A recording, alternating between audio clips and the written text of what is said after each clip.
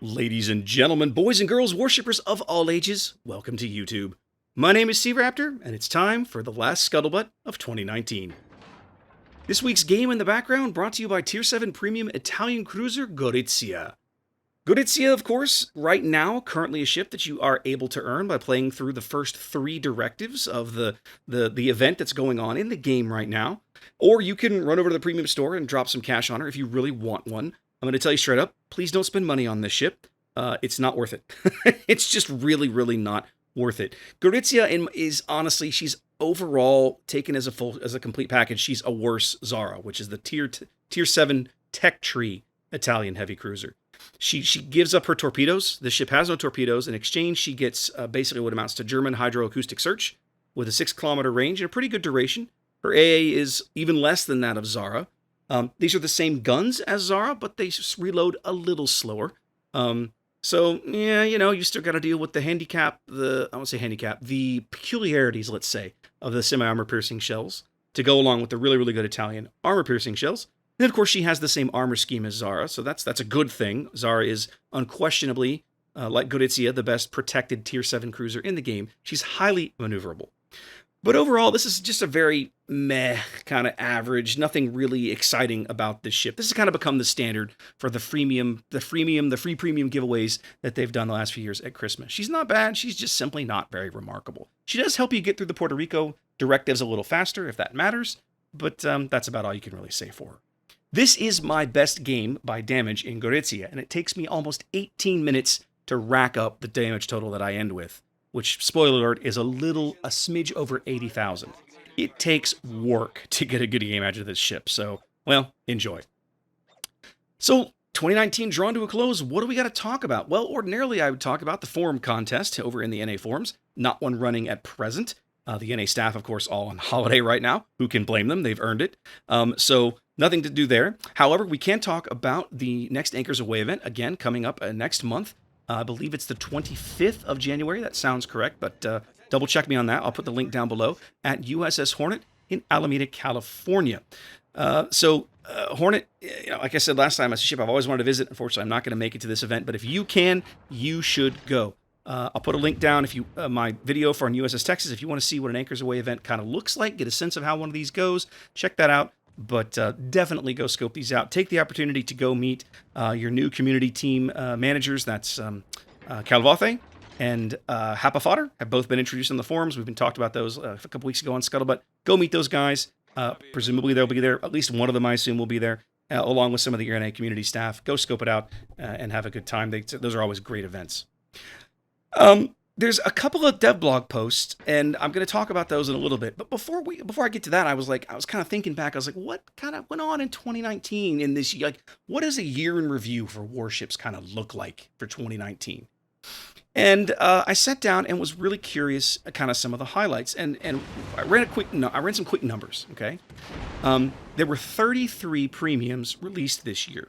Now, what's interesting about that is that ordinarily, typically, if you go back at 2018, I think there were only about 24, maybe 25 premiums released. So the number of premiums released this year was definitely higher than last year. 4 of those premiums were the black versions, right, which were just reissues of Scharnhorst, Sims, Alaska, and Graf Zeppelin. And of course, not every premium ship is worth getting. There was a wide mix of good. Say, look at a ship like Benham.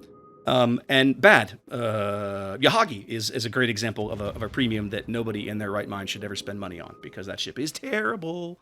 So yeah, you just never know what you're going to get. Very hit or miss. Of course, were a lot of new ships added to the game this year, starting with 8.2 and the British aircraft carrier line. We got a new tech tree line of ships about every 2 to 3 patches. We got Russian battleships in 8.4. We got French destroyers in 8.7, and of course Italian cruisers came towards the end of the year in 8.10. That's a pretty good rate of putting out content. I mean, 4 lines in a year. If you look ahead to the next calendar year and just kind of try and speculate, what it's going to happen. Well, we know, for example, we're going to get British heavy cruisers right after the first of the year. That's probably coming in probably 9.0 or 9.1. We can make the assumption by the fact that we tested an Italian destroyer very early last year, that was Lione, that Italian destroyers are probably somewhere on the near horizon. But after that, what are we looking at? Well, let's see. We know they've announced the European destroyer line as well. So there's at least two lines that we know of: the British heavy cruisers and the European destroyers, and then possibly that Italian destroyer line out there somewhere. And then what else? I don't know. We'll have to see. So yeah, I mean, good year for ships coming out. Lots of controversy this year. Lots of controversy. We'll talk about that in a sec. For me, like some of my highlights, I went to the prototype of the Anchors Away event at USS Texas back in March. That was a ton of fun. I went up to Austin in March, and Kami and I looked really sharp on stream doing King of the Sea 8, which was a ton of fun. I had the honor of being invited to go to St. Petersburg in June for the Community Contributor Summit. That was a ton of fun. In August, I was back in Austin doing Fight for the Flagship on the main Twitch channel. Again, a tournament that we had put together in close conjunction with the NA Warships guys and successfully pulled that off. It was a fun event. I really enjoyed casting that one. I hope we do something similar again. And of course, I was back in Austin again in October with Lord Zath doing King of the Sea 9. We went literally like a week after that. We did the actual Anchors Away at USS Texas, just across town here in Houston. And then, of course, one last time back in Austin for Shipstorm just a few weeks ago here in December. I've made 4 trips to Austin to do live casts with these guys this year. That's definitely a new record for me, and it was a ton of fun. I'm really excited for the new facility they have up there. I really hope that the guys have some time and some money to invest in starting to pretty that space up, because there's a lot that we can do with that space going forward if they've got the time to put into it. But with all of the good things that have happened, 2019 was undoubtedly the rockiest, most up and down year Warships has ever had. The carrier rework was, well, let's be honest here. This was bungled, right? Like, my primary concern going in was that they wouldn't devote enough resources to the quick tweaks and patches it was going to take to get the balance correct. And at first, it seemed like they were doing really well with this. But as time went on, the micro patches kind of dried up and the balance was still a mess. It felt like they gave up on a marathon 2 miles short of the finish line. My second concern going into this was that they really didn't appear to have spent enough time testing anti-aircraft balance and anti-aircraft numbers before releasing 8.0. A concern that unfortunately became true and then was also an issue 5 or 6 months later, as they decided they were going to rewrite the entire AA system and try to bring things into some semblance of balance, which I was scratching my head like, why didn't you do that at the beginning? The AA balance goes hand in hand with rebalancing the entire carrier system. You couldn't do one without the other, and yet it's exactly what happened. The fact that we could see the possibility of these failures coming in advance is really frustrating, but I give Wargaming some credit here. They acknowledge these failures. I'd be far more concerned if they pretended that these failures didn't happen and didn't exist, but they haven't done that. And as a result, they're taking a much more cautious and patient approach to the submarine stuff. Testing and introducing them into the game as a result of the mess of how the carrier rework was deployed. So I guess some good has come of this train wreck. I mean, let's be honest. The other big misstep, of course, was this recent Puerto Rico mess. It's such a hugely polarizing event. I wasn't even really going to do a video on this at first, but I kind of talked myself into it, and I'm really glad that I did. I've had a lot of people call me an idiot, which is fine. I mean, don't expect everybody to agree with me or share my views. I'm glad that they don't, to be brutally honest. But I've had just so many people go, yeah, I kind of see this. I kind of see it from a different light, or I see your point. And if nothing else, just having a different viewpoint is good. The community is only going to be good if we all come at things from a different perspective. Healthy. Community is going to be healthy, let's say, if we all come at things from a different perspective. There's a lot of people. What's interesting to me is there's a lot of people in this game that I guess I had always assumed that everybody threw in a few bucks. But there's a lot of folks, it seems, that don't. And then of course, this event has angered a lot of people who do. A lot of people who throw tons of money at this game are just hugely pissed off by this whole thing. And it's just been interesting. Everybody's got a different viewpoint. Just, everybody's got a different take on it. So it's been, the comment section of that video has been just really, really enlightening. And I've really enjoyed reading everybody's input and interacting with everybody. And that's been a lot of fun for me. Unfortunately, the event is the PR problems continue. So I mean, that's not going away anytime soon.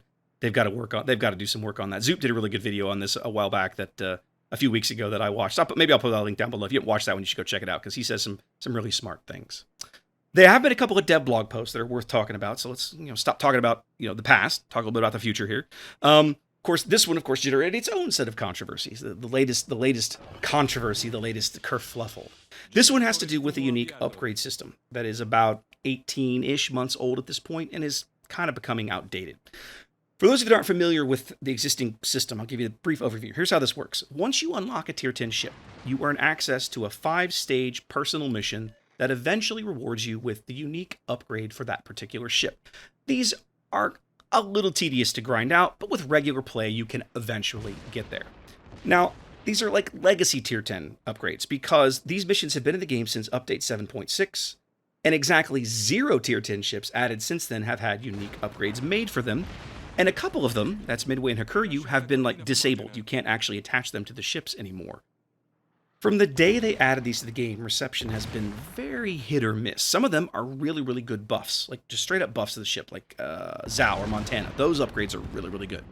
Some are just really fun and promote a different playstyle or a way to utilize a ship. I'm thinking of like Minotaur or Des Moines. Like those are really interesting and unique kinds of things you can do to those ships. But more than a few of them are simply just not worth it. I'd probably point to like the one for Z52 and the one for Yu Yang. I'd say that they're questionable not because of the trade-offs and the buffs you get, but because they plug into upgrade slot 5, meaning that when you plug this into one of those 2 destroyers, you can't take concealment. That's terrible. That's bloody awful. So a revamp, rethink, do-over, whatever of the entire unique upgrade system is, in my mind, a good thing.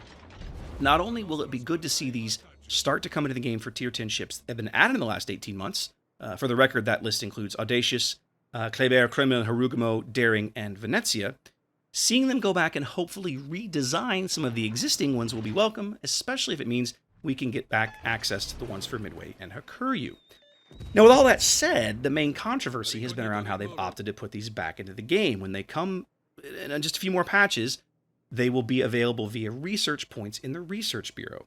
So basically, before you can even start to earn progress towards earning one of these for any Tier 10 ship in the game, you have to unlock 5 different Tier 10 ships, because that's how you unlock access to the Research Bureau at present. Once you've done that, you have to then sell back, give up an entire line, and regrind it to earn points that you can then spend on a Tier 10 upgrade. Oof. That hurts, guys. A lot of complaints I see call this the whole NTC like 2.0, and I don't know that I necessarily agree. I understand the concern. Let's face it, like I said earlier, right now there's only a handful of these that are even worth spending your time on, and some of them you would never use in a million years. In my opinion, the best unique upgrades are the ones that come with a trade-off of some kind or offer a completely different way to play the ship. I want to go back and talk about Minotaurs, for example, right?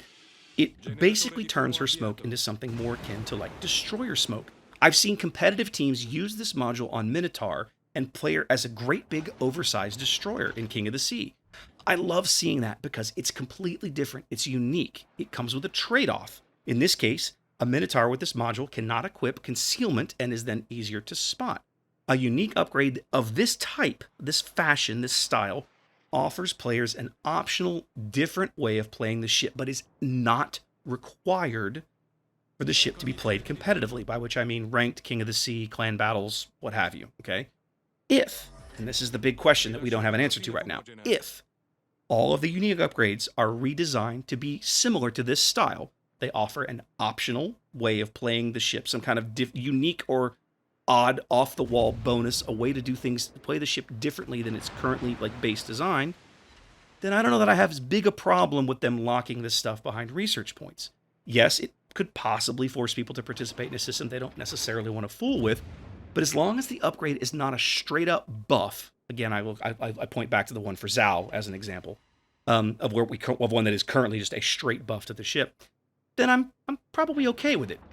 However, if on the other hand they're all redesigned and every single one of these becomes a straight-up buff to the ship, again, like the one for Zao or Montana, then that absolutely is NTC 2.0 and something that we should argue against. I feel like the pushback that they're earning right now on this is well-deserved. I also feel like that we owe it to them to give them a little bit of time to show us what their plan for this is. Like, show me what these upgrades are going to look like, and then we can decide whether or not this is worth, arguing about. Because right now we have no idea what they're going to do with the individual upgrades. So we're just going to have to see. The only other kind of dev blog out there that's worth talking about highlights some map changes that are coming. Loop's getting some tweaks. There's a map that's not quite in the game yet called Bering Sea that's also being adjusted. Oh, back on the unique upgrades thing. Right now, those missions, they were originally going to disable them, I think, in like patch 9.2, sometime towards the end of the first quarter.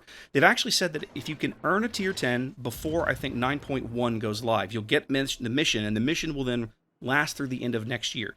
So, like, if you have tier 10s in your ports right now, the missions you have to earn them, you can still work on those all the way through the end of next year. So this is like, even no matter what they do with these upgrades, they're not, like, you could still earn some of these without having to participate in the Research Bureau for the moment. But over the long term, over the long haul, you will eventually basically be forced into it. Like new ships that come, let's say, we talked about the European destroyers, right? The European destroyers are coming probably like, I don't know, 9.4 or something like that, right? Those ships, whatever that tier 10, which I think is Småland, if that ship comes to the game and has this tier 10 upgrade available, it would be research points.